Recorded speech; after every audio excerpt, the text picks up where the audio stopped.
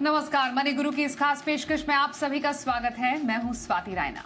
गिरती ब्याज दरों के बीच एन्युटी को लेकर उन लोगों के मन में खासकर कंफ्यूजन है जिन्होंने अपनी रिटायरमेंट प्लानिंग के लिए एन्युटी प्लान ले रखा है। क्या उन्हें गिरती दरों के बीच अपने एन्युटी प्लान को लॉक कर लेना चाहिए, दरों को फिक्स कर लेना चाहिए, क्योंकि जब ब्याज दरें गिरती हैं तो एन्युटी से मिलने वाले रिटर्न पर भी इसका असर पड़ता है। तो क्या पेंशन वालों की कुछ टेंशन यहाँ पर बढ़ेगी और अभी एन्युटी प्लान को लेकर क्या बनाए स्ट्रैटेजी, इसी पर रहने वाली है खास चर्चा। हमारे साथ दो खास एक्सपर्ट्स हैं, उनसे बात करते हैं। वाइज इन्वेस्ट के CEO Hemant Rustagi, mutual fund expert Vishwajeet Parashar हमारे साथ हैं। दोनों एक्सपर्ट्स का बहुत स्वागत करते हैं मनी गुरु में आज हमारे साथ खास शामिल होने के लिए।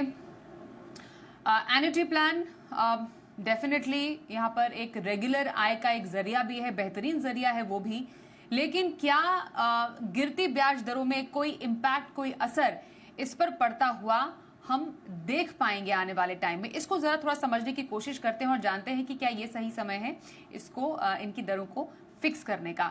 विश्वजीत जी, पहले अगर आपसे समझे, एन्युटी प्लान को लेकर फिलहाल अभी गिरती ब्याज दरों के बीच में प्लानिंग रहनी कैसी चाहिए? क्या इम्पैक्ट लोअर इंटरेस्ट रेट का जिनके पास एग्जिस्टिंग एन्युटी प्लान हैं जो आने वाले टाइम में लेना चाहते हैं उस पर बढ़ सकता है? देखिए स्वाति जी, सबसे पहले तो एन्युटी प्लान लोग थोड़े कंफ्यूज होते हैं। ये है पेंशन प्लान्स। अगर इनको सरल भाषा में समझें तो अगर किसी को पेंशन प्लान करना है, रिटायरमेंट प्लानिंग करनी है, तो ये बहुत जरूरी होता है कि कुछ लोगों को इंडिया में गारंटीड वर्ड से बहुत प्यार है कि उनको लगता है कि भाई फिक्स्ड होना चाहिए, आने वाला जो रिटायरमेंट लाइफ है बिल्कुल पीस ऑफ माइंड होना चाहिए। तो ये गारंटीड प्लान्स ज्यादातर इंश्योरेंस कंपनीज के साथ एक कॉन्ट्रैक्ट होता है। ये एनपीएस में भी होता है, क्योंकि वहां पे एनपीएस में जब आप 60 वर्ष के हो जाते हैं तो 60% तो आपको पैसा मिल जाता है लमसम टैक्स फ्री, लेकिन बाकी का 40% आपको एन्युटी प्लान चूज करना होता है। अगर आप एनपीएस में नहीं भी हैं तो भी आप एन्युटी प्लान चूज कर सकते हैं। ज्यादातर इंश्योरेंस कंपनियों का ये प्रोडक्ट होता है। तो यहाँ पे अगर आप रिटायर हो रहे हैं इमीडिएटली और आपको लगता है कि मुझे रेगुलर इनकम चाहिए, मंथली इनकम चाहिए, तो इमीडिएट एन्युटी प्लान्स जैसे प्रोडक्ट को यूज किया जाता है। यहाँ पे आप लमसम पैसा निवेश करते हैं और आपको अतः जिंदगी, अगर आप चाहें, आने वाली पूरी जिंदगी आपको रेगुलर फिक्स्ड पेंशन मिलती रहेगी। ऐसा प्रोडक्ट का कमिटमेंट होता है और यहाँ पे गारंटीड होता है। तो ये काफी पॉपुलर है जो लोग रिटायर होते हैं। तो अगर इंटरेस्ट रेट गिरते हैं, जैसे अभी ½ % रेट गिरे हैं, तो इसका एन्युटी प्लान्स पे इंटरेस्ट पे भी असर पड़ता है, क्योंकि वो डायरेक्टली लिंक्ड है। तो अगर आप प्लान कर रहे हैं कि इमीडिएट एन्युटी प्लान लेना चाह रहे हैं, पेंशन प्लान लेना चाह रहे हैं, तो अगर आप अभी लॉक इन करेंगे तो जो रेट ऑफ इंटरेस्ट अभी है वो आपको आने वाले जीवन में सेम रहेगा, फिक्स्ड रहेगा। तो वो चेंज नहीं होगा, चाहे आगे चल के कितनी भी ब्याज की दरें गिर जाए तो ये आपको सेम रहेगा। हालांकि उसका नुकसान भी है कि अगर इन्फ्लेशन बढ़ती है तो आपको उतना ही पैसा मिलेगा फिक्स्ड इनकम, तो आपका लाइफस्टाइल कॉम्प्रोमाइज हो सकता है, लेकिन फिक्स्ड रहेगा। तो अगर आप अभी लॉक करते हैं तो आपको लाइफ टाइम वो पेंशन मिलती रहेगी। और अगर आप नहीं करेंगे और मान लीजिए इंश्योरेंस कंपनी ने अपनी एन्युटी प्लान्स को कम कर दिया, रिटर्न्स को कम कर दिया, तो आपको कम इंटरेस्ट रेट पे ठहरना पड़ेगा, तो वो आपको नुकसान हो सकता है। मान लीजिए आपने 20 लाख रुपए निवेश किए हैं इमीडिएट एन्युटी प्लान में, तो आपको करीब करीब ½ % इंटरेस्ट रेट गिरने से 10,000 रुपए साल का नुकसान हो सकता है। वहीं अगर 25 साल का एन्युटी प्लान है तो 2.5 लाख रुपए का आपको नुकसान हो सकता है। तो ये आपको देखना है कि अगर आप एन्युटी प्लान लेना चाहते हैं तो ये बिल्कुल सही समय है, आप इसको लॉक कर सकते हैं। बिल्कुल। एन्युटी प्लान की क्योंकि बात हो रही है, मतलब एक बेसिकली एक पेंशन प्लान है रिटायरीज के लिए, रिटायरमेंट की प्लानिंग के लिए एक अच्छा एक फाइनेंशियल प्रोडक्ट ये माना जाता है। लेकिन जब हम इन्फ्लेशन बीटिंग रिटर्न को हेमंत जी देखते हैं तो हमारे पास बहुत सारे ऑप्शंस हैं। एन्युटी प्लान को डेफिनेटली लेकर लोगों में रुचि जरूर है, पर क्या ये इकलौती एक ऐसा ऑप्शन है जिसमें आपको पैसे डालने चाहिए रिटायरमेंट के लिए? क्या सिर्फ एन्युटी प्लान सही है, उसके अलावा भी रेगुलर आय के कुछ और विकल्प तलाशे जा सकते हैं? जी स्वाति, आई थिंक ये बहुत ही इंपॉर्टेंट सवाल है। देखिए, आज के समय में किसी भी निवेशक के लिए रेगुलर इनकम जनरेट करना एक काफी चैलेंजिंग फैक्टर है वो, क्योंकि एक तरफ तो ट्रेडिशनल ऑप्शंस है, एक तरफ मार्केट लिंक प्रोडक्ट्स हैं।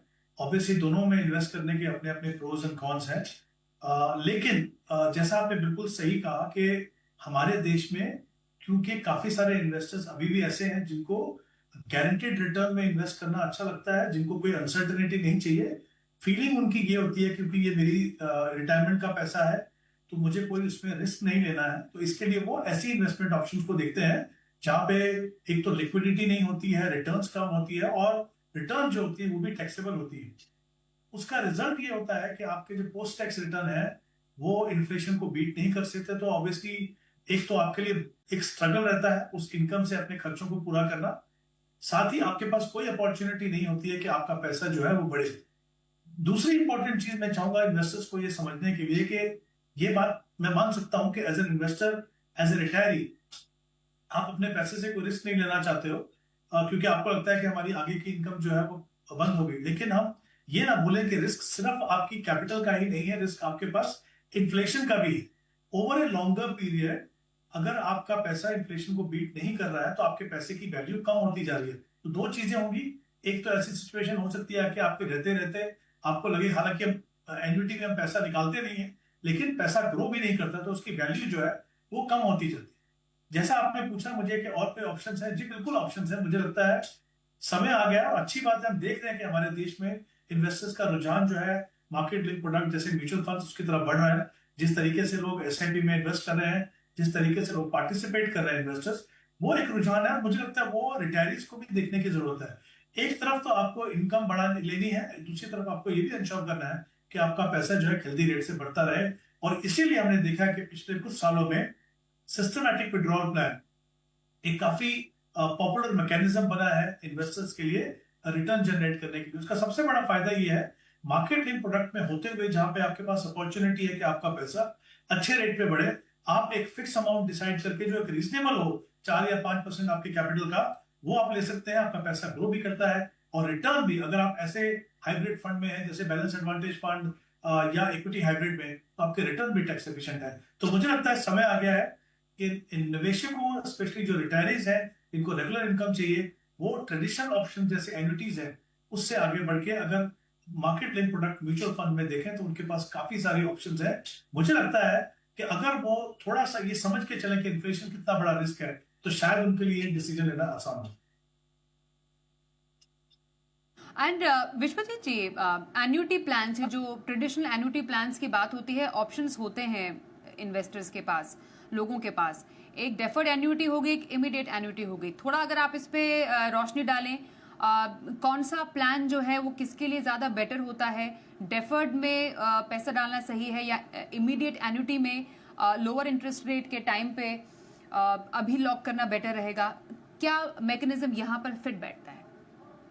बिल्कुल स्वाति, देखिए अगर आप इमीडिएटली रिटायर होने वाले हैं तो आपको इमीडिएट एन्युटी प्लान ज्यादा सूटेबल रहेगा और आपको रेगुलर इनकम की आवश्यकता है तो इमीडिएट एन्युटी प्लान आपके लिए बिल्कुल ठीक रहेगा। यहाँ पे उसमें बहुत सारे ऑप्शंस हैं। आप जॉइंट लाइफ भी ले सकते हैं कि अपनी स्पाउस के आप चाहते हैं उनको पेंशन मिलती रहे, आपके मरने के बाद उनको पेंशन मिलती रहे, या फिर जो रिटर्न ऑफ प्रिंसिपल अमाउंट जो आप दिया है आपने वो भी आपको वापस मिल जाए, तो एक लेगेसी प्लानिंग भी हो जाती है। लेकिन अगर आप अभी यंग हैं, 30, 40, 50 साल की उम्र के हैं और आप अपनी रिटायरमेंट प्लानिंग कर रहे हैं, तो आप डेफर्ड पेंशन प्लान में जा सकते हैं, जहां पे आप हर साल 5 साल 10 साल अपना कुछ पैसा देते हैं, अपनी पेंशन को डेफर कर देते हैं कुछ सालों के लिए, कुछ टाइम पीरियड के लिए, ताकि वो एक कॉर्पस बड़ा बन जाए और वहां पे जाके आपको जब आप रिटायर होते हैं तो आपको एक रेगुलर इनकम मिलती रहे, वो भी आने वाले समय के लिए अपनी रिटायरमेंट प्लानिंग हो जाए। तो अगर आप इमीडिएट रिटायर हो रहे हैं तो immediate pension plan, annuity plan suitable है। लेकिन अगर आपके पास समय है 10 साल 15 साल का, तो डेफर्ड पेंशन प्लान आपके लिए ज्यादा सूटेबल है। और अगर आप रिटायर हो रहे हैं इमीडिएटली, तो इसी समय लॉक करना बेहतर रहेगा, क्योंकि इंटरेस्ट रेट की दरें गिर चुकी हैं। कभी भी इंश्योरेंस कंपनीज अपने रेट ऑफ इंटरेस्ट कम कर सकती है, तो इसलिए बेटर है कि आप ज्यादा अच्छे इंटरेस्ट लॉक कर लें, लॉन्ग टर्म के लिए लॉक कर लें, ताकि आपको कुछ भी हो, आपको जीवन भर आपको रेगुलर पेंशन फिक्स्ड अमाउंट आपको मिलती रहेगी। बिल्कुल ठीक कहा हेमंत जी ने, इन्फ्लेशन से आपको बचना है तो सारा पैसा आपको एन्युटी प्लान में नहीं निवेश करना है। कुछ पोर्शन आप यहाँ पे निवेश कर सकते हैं जो आपको लगता है कि ये तो गारंटीड मुझे चाहिए। बाकी पोर्शन जो है, जैसा हेमंत जी ने बोला, म्यूचुअल फंड बिल्कुल सही प्रोडक्ट है और सिस्टमैटिक विड्रॉल प्लान एक टैक्स एफिशिएंट और फ्लेक्सिबल ऑप्शन है जो आने वाले समय में मुझे ऐसा लगता है कि ज्यादातर रिटायरीज इस ऑप्शन को अवेल करेंगे, क्योंकि यहाँ पे आप डिसाइड कर सकते हैं कि आपको कितनी पेंशन चाहिए, आप रोक सकते हैं उस पेंशन को, टैक्स एफिशिएंसी है, पूरा पे टैक्स नहीं देना है क्योंकि आप प्रिंसिपल भी विड्रॉ करते हैं। तो ये म्यूचुअल फंड कंपनीज अपने आप प्लान कर लेती हैं। तो मेरे ख्याल से आने वाले समय में क्योंकि इंडिया ग्रो कर रहा है तो म्यूचुअल फंड की एसडब्ल्यूपी ऑप्शन बहुत पॉपुलर हो जाएगी, लेकिन कुछ पोर्शन आप बिल्कुल गारंटेड प्लान्स में अपना निवेश कर सकते हैं। तो थोड़ा सा ट्रेडिशनल प्लान, थोड़ा सा म्यूचुअल फंड, ऐसा आप एक मिक्स्ड अपने लिए पोर्टफोलियो बना सकते हैं रिटायरमेंट के लिए। तो ये हमने बात की एन्युटी प्लान्स की। हमारे साथ एक दर्शक भी शो में शामिल हो चुके हैं, उनका स्वागत करते हैं। बिहार दरभंगा से कमलेश कुमार इस वक्त हमारे साथ हैं। कमलेश जी, बहुत स्वागत करते हैं हम आपका मनी गुरु में। आपने अपना पोर्टफोलियो हमें भेजा, आप अक्टूबर 2024 से निवेश कर रहे हैं। थोड़ा सा और डिटेल बताएंगे, ये निवेश किस टारगेट के लिए है और किसके कहने पर आपने ऐसे फंड्स में इन्वेस्ट किया है? जी मैम, टीवी शो देख करके ही इसमें इन्वेस्ट किया हूँ। रिटायरमेंट गोल है। ओके, रिटायरमेंट गोल। कितने टाइम के बाद रिटायरमेंट है सर आपकी? जी 20 इयर्स। 20 इयर्स। अच्छा, कोई एक अमाउंट, रकम आपने सोची है कि 20 साल के बाद रिटायरमेंट के लिए आपको कितना पैसा चाहिए होगा और कितना सही लगता है? जी मैम 1 CR। Okay, 1 CR। कुछ 5 फंड्स भी हैं आपके। मैं जान लेती हूँ अपने एक्सपर्ट से कि कैसे फंड्स हैं और 1 CR क्या 20 साल के बाद रिटायरमेंट के लिए क्या सफिशिएंट अमाउंट होंगे। हेमंत जी, कमलेश जी तो अक्टूबर 2024 से इन्वेस्ट कर ही रहे हैं, लगभग 84,000 का पोर्टफोलियो उन्होंने क्रिएट कर भी लिया है। ब्लू चिप में भी इन्वेस्ट करें, कॉन्ट्रा फंड भी इनके पास है, mid cap fund, small cap और फ्लेक्सी कैप भी है। इन्वेस्टमेंट तो बहुत ज्यादा अभी नहीं है एट दिस पॉइंट, लेकिन 20 साल का क्योंकि लॉन्ग टर्म होराइजन है, 1 करोड़ 20 साल के बाद काफी लग रहे हैं आपको? देखिए स्वाति, किसी भी निवेशक के लिए जब आप इन्वेस्टमेंट करना शुरू करते हैं तो बहुत इंपॉर्टेंट होता है कि आप अपने इन्वेस्टमेंट को प्लान कैसे करते हैं, किस तरह से उसको फॉलो करते हैं, कितना डिसिप्लिन आपके इन्वेस्टमेंट प्रोसेस में है और किस एसेट क्लास में आप इन्वेस्ट करें। तो मैं कहना चाहूंगा कि कमलेश ने जो अभी तक किया है वो काफी अच्छा किया है। एक तो उन्होंने अपने आप को 20 साल का समय दिया है, जो काफी लंबा समय है, स्पेशली अगर आप इक्विटी में जब इन्वेस्ट करते हो, ये कंसिडर करते हुए कि वहां पे वॉलेटिलिटी होती है और लॉन्ग टर्म में इक्विटी जो है बाकी एसेट क्लासेस से अच्छा परफॉर्म करती है। दूसरी बात, जब आप SIP से इन्वेस्ट करते हो डिसिप्लिन तरीके से, तो जो वॉलेटिलिटी का जो डर है वो आपको नहीं होता, इनफैक्ट वो आपको फायदा करता है थ्रू एवरेजिंग। तो आई थिंक शुरुआत बहुत अच्छी है। अभी तक इन्होंने 84,000 का कॉर्पस एक्यूमुलेट किया है। इनकी जो SIP है वो 9,000 है पर मंथ। अगर मैं 12% का रिटर्न मान के चलूं तो करीब करीब 90 लाख का कॉर्पस वो बना पाएंगे 20 साल के बाद। इनका जो टारगेट है वो है 1 करोड़ का, तो 10 लाख का शॉर्टफॉल है, उसको पूरा करने के लिए 1,000 से अपनी SIP बढ़ा दे, यानी कुल मिला के 10,000 अपनी SIP कर दे तो डेफिनेटली उनका गोल पूरा होगा। ऑफ कोर्स उसके लिए इंपॉर्टेंट है कि वो इररिस्पेक्टिव ऑफ मार्केट कंडीशन अपनी जो इन्वेस्टमेंट प्रोसेस है उसको अनइंटरप्टेडली कंटिन्यू करते रहे। अब अगर हम इनके फंड्स पे आते हैं तो 5 फंड्स हैं, जैसा आपने बिल्कुल सही कहा। कैटेगरी वाइज इनके फंड्स अच्छे हैं। ब्लू चिप में ICICI ब्लू चिप इनके पास है, HDFC का मिड कैप फंड इनके पास है, निपॉन का स्मॉल कैप और पारंपरिक फ्लेक्सी कैप। ये सारे के सारे फंड इनके काफी लंबा एस्टैब्लिश ट्रैक रिकॉर्ड है। इनके पास एक और फंड है कॉन्ट्रा, कोटक कॉन्ट्रा। हालांकि एक लॉन्ग टर्म निवेशक के पास कॉन्ट्रा फंड हो सकता है, लेकिन अगर मैं इनका कॉम्बिनेशन देखूं तो मुझे लगता है एक मल्टी कैप फंड इनके लिए बेटर ऑप्शन रहेगी। तो कोटक का ही मल्टी कैप अगर ये कॉन्ट्रा की जगह रखें तो मुझे लगता है वो उनके लिए बेहतर होगा। तो सिर्फ एक ही बदलाव करना है, बाकी पोर्टफोलियो जैसे मैंने कहा बिल्कुल ठीक है। एक और कोशिश करना है इनको कि 20 साल का समय है, अगर आप अपनी SIP को हर साल 5 या 10% से स्टेप अप करेंगे तो कहीं बड़ा कॉर्पस बना पाएंगे। तो 2 चीजों पे ध्यान रखिए। जैसा मैंने कहा, शुरुआत बहुत अच्छी है, प्रोसेस बिल्कुल ठीक है। शुरुआत अच्छी है, प्रोसेस भी सही है, बस थोड़ा सा जो हल्के फुल्के बदलाव है उससे आगे बढ़िए। कमलेश जी, बहुत शुभकामनाएं आपको। अगले कॉलर इस वक्त हमारे साथ फोन लाइन पर शामिल हो चुके हैं मनोज दास जी। मनोज जी, बहुत स्वागत करते हैं हम आपका आज के इस शो में और जानना चाहेंगे सर, कब से इन्वेस्ट कर रहे हैं आप और क्या टारगेट है आपका? हेलो जी बोलिए मनोज जी, हमारे एक्सपर्ट सुन रहे हैं मेरा आपको। नाम हाँ जी, मेरा नाम मनोज कुमार दास है और मेरा उम्र है 43 साल। जस्ट 6 और 7 मंथ्स पहले मैंने एसआईपी स्टार्ट करना शुरू किया है और मेरा मंथली है। हेलो। हाँ, मैं सुन रही हूँ, आप बोलते रहिए। हाँ जी, मेरे एसआईपी मंथली एसआईपी में तब 40,000 का आसपास मैं मंथली कर रहा हूँ और मेरा टारगेट है कि 20 साल में मुझे 4 करोड़ का टारगेट है।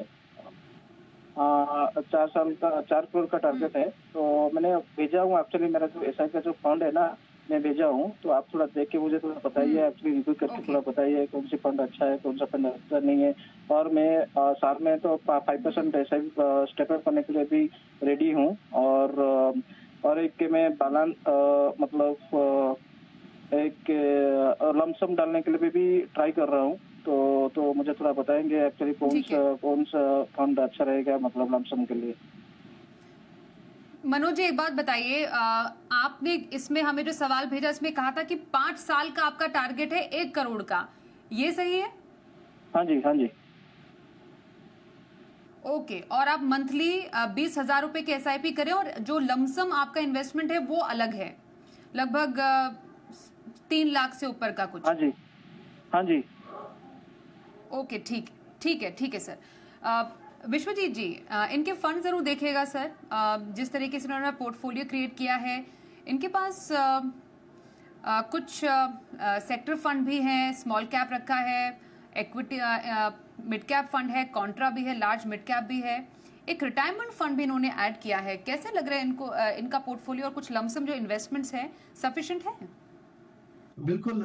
स्वाति जी, सबसे पहले मनोज जी, जो आपने गोल सेट किया है 5 साल में 1 करोड़, वो थोड़ा सा रियलिस्टिक नहीं है, एम्बिशियस है। क्योंकि आप अभी 20,000 की एसआईपी कर रहे हैं। अगर 5 साल का पीरियड, थोड़ा सा म्यूचुअल फंड्स के पर्सपेक्टिव से देखें तो पावर ऑफ कंपाउंडिंग का पूरा लाभ नहीं मिल पाता है यहाँ पे। जितना टाइम होराइजन बड़ा हो, लंबा हो, उतना ज्यादा अच्छा कॉर्पस आप जनरेट कर पाते हैं। तो 5 साल में 1 करोड़ थोड़ा सा रियलिस्टिक नहीं है। या फिर आपको करीब करीब 1,12,000 रुपए की एसआईपी करनी होगी, तब जाके आप कहीं 1 करोड़ के लक्ष्य तक पहुंचेंगे। अगर आप थोड़ा टाइम होराइजन इंक्रीज करते हैं, 5 साल की जगह 10 साल करते हैं, तो 38,000 की एसआईपी से भी आप 1 करोड़ के लक्ष्य तक पहुंच पाएंगे। तो थोड़ा सा आपको गोल सेटिंग करनी पड़ेगी। दूसरा, जो आपका पोर्टफोलियो है मनोज जी, वो एक ही फंड में 50% आपने निवेश किया हुआ है, जो है इंफ्रास्ट्रक्चर फंड। वो एक साइक्लिकल फंड है, थोड़ा टाइमिंग का रोल रहता है। तो मेरे हिसाब से थोड़ा सा उसकी वजह से पोर्टफोलियो थोड़ा सा एग्रेसिव है, थोड़ा सा रिस्की है। तो क्यों ना हम इसको एक डाइवर्सिफाइड पोर्टफोलियो बनाए, बैलेंस पोर्टफोलियो बनाए। आपने कुछ और फंड्स ले रखे हैं, उसमें थोड़ा सा पैसा हम बढ़ा सकते हैं। तो मेरे ख्याल में इंफ्रास्ट्रक्चर फंड से जो आपने 10,000 रुपए निवेश कर रहे हैं, उसको कम करके आप 3,000 कर दीजिए। और बाकी जो पारंपरिक फ्लेक्सी कैप में 5,000 है, उसको निवेशित रखिए। बहुत अच्छा फंड है, उसमें निवेशित रह सकते हैं। एसबीआई कॉन्ट्रा फंड में आप करीब करीब 2,000 रुपए निवेश कर रहे हैं, वो भी कंटिन्यू रखें। एचडीएफसी मिड कैप में थोड़ा सा बढ़ा दें, करीब करीब 2,000 रुपए एसआईपी कर दें। और इसके अलावा स्मॉल कैप में आप 4,000 रुपए तक की एसआईपी बढ़ा सकते हैं। और Motilal Oswal larger mid cap fund भी आपने रखा है, बहुत अच्छा फंड है, इसमें भी आप 2,000 रुपए की एसआईपी करें।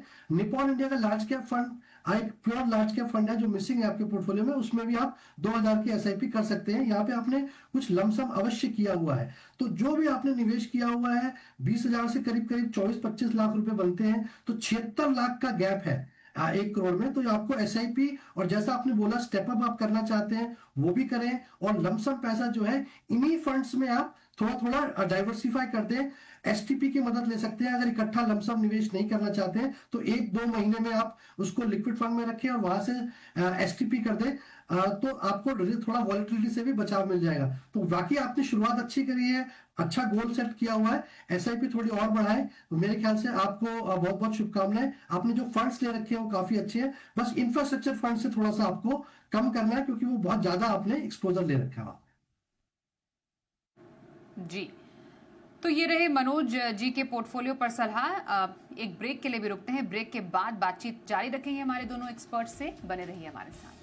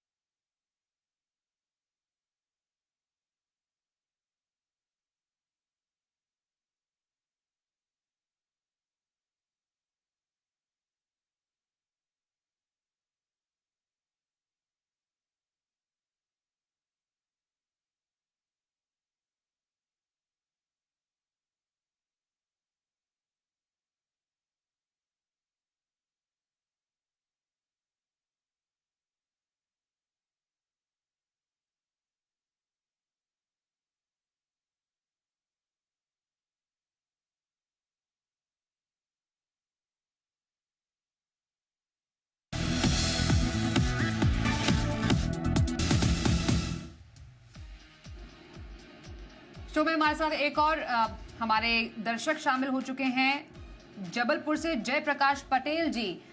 स्वागत करते हैं सर आपका हमारे शो में। आपने अपने पोर्टफोलियो से जुड़ा हुआ सवाल हमें भेजा, जानना चाहते हैं कि आपका पोर्टफोलियो कैसा है। जरा बताएंगे आप कब से इन्वेस्ट कर रहे हैं और क्या टारगेट है आपका? Very good evening ma'am and good evening sir. Jayprakash मैं एमपी से बात कर रहा था। मैंने एक्चुअली पोर्टफोलियो लिस्ट आपको भेजा है मैंने। अभी मैं 2021 से इन्वेस्टमेंट कर रहा हूँ और मेरा मैम जो टारगेट है ना 15 ईयर में 2 करोड़ का टारगेट है मेरा। और मेरे जो मैम फंड है वो है Nippon India small cap, Quant LSS और Motilal Oswal mid cap, HDFC flexi cap and ICICI value fund है और HDFC का मिड कैप अपॉर्चुनिटी फंड है मैम। अभी मेरी मैम करंट SIP है 30,000 रुपए की, जो कि मैं हर साल अभी 10 से 15% स्टेप अप कर रहा हूँ मैडम। ओके, ठीक है। और ये जो आपका टारगेट है 15 साल में 2 करोड़ का, क्या ये रिटायरमेंट पर्पज से है? नो मैम, वो 2 मेरी डॉटर्स हैं, उनके एजुकेशन एंड उनका मैरिज के मैडम प्लान है। अभी मेरी मैम जो एज है 35 है। एजुकेशन में मैं जॉब बिल्कुल आपने मेंशन किया था। या हाँ, बोलिए ना सर। एजुकेशन में मैं एक्चुअली अभी जॉब कर रहा हूँ, प्राइवेट जॉब है मेरी। और मैम वाइफ का एक अलग से मेरा मैडम में वाइफ का हर मंथ का एक है 10,000 का मेरा मैम PPF अलग से है अपार्ट फ्रॉम दिस। आप एक काम कीजिएगा, वाइफ का पोर्टफोलियो भी भेजिएगा, हम उनका भी उनके लिए भी राय मांगेंगे, क्योंकि आपके डिटेल हमारे पास पूरे हैं। तो मैं हेमंत जी से जानना चाहती हूँ। हेमंत जी, एक काम अच्छा इन्होंने किया है। एक तो 2021 में इन्होंने शुरुआत कर दी इन्वेस्टमेंट की, जो कि अर्ली 30s में इन्वेस्टमेंट किया है इन्होंने। ऑलमोस्ट 9.5 लाख का पोर्टफोलियो उनका बन भी चुका है। 15 साल में 2 करोड़ ये बनाना चाहते हैं। फंड्स कैसे लगे और टारगेट कैसे हासिल करेंगे? जी स्वाति, बिल्कुल इंपॉर्टेंट है। आई थिंक जैसा आपने बिल्कुल सही कहा, करीब 9.5 लाख का कॉर्पस उन्होंने ऑलरेडी बनाया है और इनका जो टारगेट है वो 2 करोड़ है। तो एक्जिस्टिंग जो इन्वेस्टमेंट है अगर उसको मैं देखूं तो मुझे लगता है थोड़ा शॉर्टफॉल रहेगा। 5 to 7,000 को SIP बढ़ानी होगी। लेकिन अच्छी बात ये, जैसा उन्होंने अभी बताया कि वो कमिटेड है कि एटलीस्ट 10% से अपनी SIP बढ़ाएंगे। अगर वो 10% से स्टेप अप करते हैं अपनी SIP अगले 15 साल तक, जो उनका टाइम होराइजन है, तो मतलब उनको अपने टारगेट की तो बिल्कुल चिंता करनी नहीं है। मुझे लगता है कहीं ज्यादा बड़ा कॉर्पस वो बना पाएंगे। दूसरी बात, जब ये लॉन्ग टर्म की गोल की हम बात करते हैं तो हमेशा ध्यान रखिए कि गोल को हमेशा थोड़ा रिवाइज कीजिए, चाहे वो बच्चों की एजुकेशन हो या आपका रिटायरमेंट हो। शुरुआत के लिए गोल हो सकता है, लेकिन जैसे जैसे हमारा लाइफ स्टाइल या इन्फ्लेशन बढ़ता है तो रिवाइज करना बहुत जरूरी है। तो उस चीज पे आप ध्यान दीजिए। अगर मैं इनका पोर्टफोलियो देखूं तो Nippon India small cap, HDFC flexi cap, Motilal mid cap, तीनों के तीनों फंड अपने जो कैटेगरी है उसके बहुत ही अच्छे फंड है, उसको आप कंटिन्यू कीजिए। इसके अलावा इनके पास एक ELSS फंड है, ऑब्वियसली लमसम इन्वेस्टमेंट है, वो तो आप कंटिन्यू करेंगे जब तक लॉक इन पीरियड है। 2 फंड्स और हैं इनके पास, ICICI वैल्यू डिस्कवरी फंड है इनके पास और एक HDFC का मिड कैप, क्योंकि ऑलरेडी मोतीलाल ओसवाल का मिड कैप है।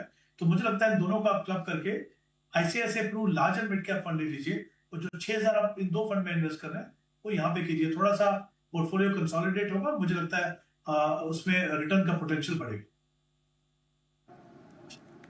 बिल्कुल जी। तो ये रही जयप्रकाश जी आपको पोर्टफोलियो पर सलाह।